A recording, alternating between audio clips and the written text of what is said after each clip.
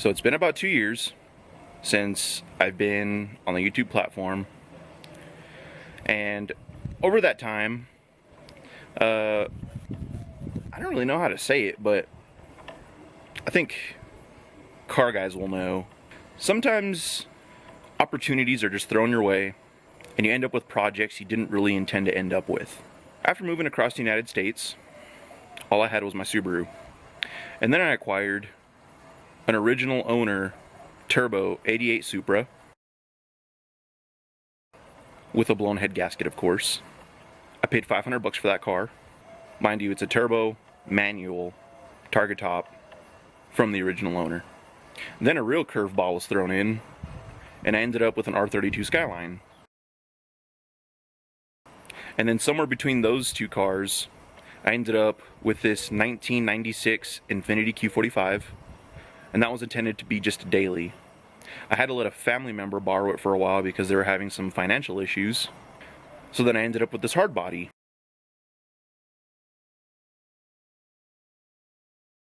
And of course, as the universe works, both dailies died.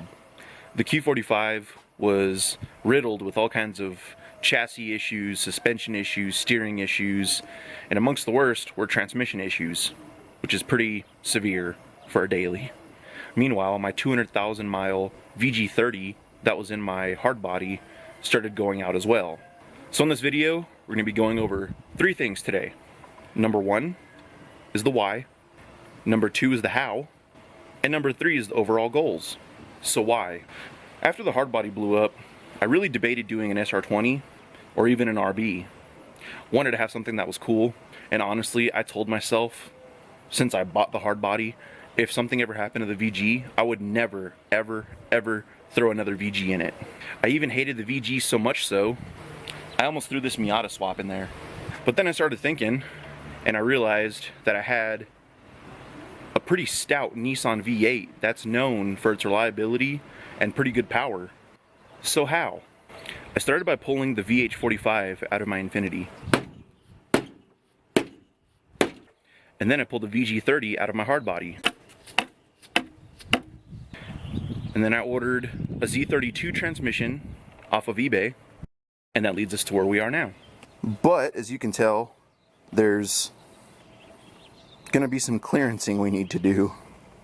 So the overall idea is this. We're gonna take the VH45 that came out of the Infiniti, we're gonna get the excessive manufacturing VH to VG adapter, we're gonna bolt the Z32 trans to the motor using the excessive adapter, and we're gonna try to get the motor as low and as far back as we can. And my goal, hopefully, is to be able to use the stock transmission mount and the stock drive shaft. That's kind of the thing that I'm trying to make work here. So for those of you that don't know, the 5-speed transmissions that came in the VG hardbodies are incredibly similar. Hello, doggo. Are incredibly similar to the Z32. Okay. Hello, dog. So the V6 VG transmissions, oh my god, this dog. So the 5-speeds that came in the VG hardbodies are incredibly similar to the Z32 transmissions. However, the main differences are there's no cutout here for a starter to be mounted to the transmission. It gets mounted from the front, on the motor side. Another small detail that's going to make a big difference for me is that the truck has a top load shifter. Obviously, those of you that have hard bodies know that the shifters are mounted really far forward, and you get like a really long stick that comes up and back, and I've always thought that was kind of goofy.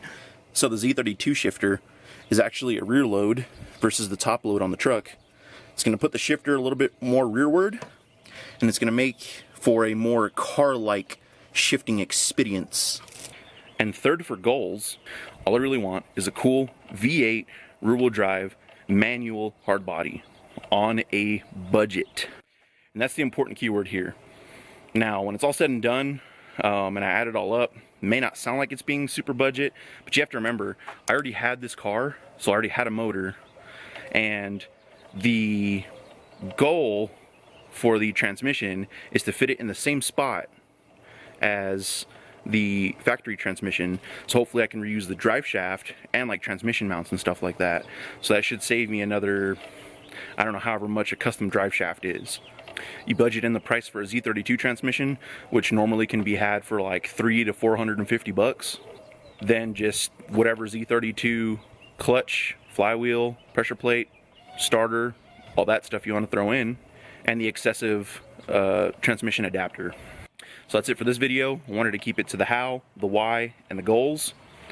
I wanted to introduce my new little project that's going on. To be 100% honest, I didn't even want to do a video until the truck was closer to being done, because if there's one thing I hate, absolutely hate, it's when a YouTuber starts a project, they get balls deep into it, people are following along, people are excited for it, and then they sell the project, or they just never finish it and never do another video on it, which is ultimately what I've done with the Subaru. Now, for the few of you that were watching the channel for the Subaru, rest easy, because we have made progress on it.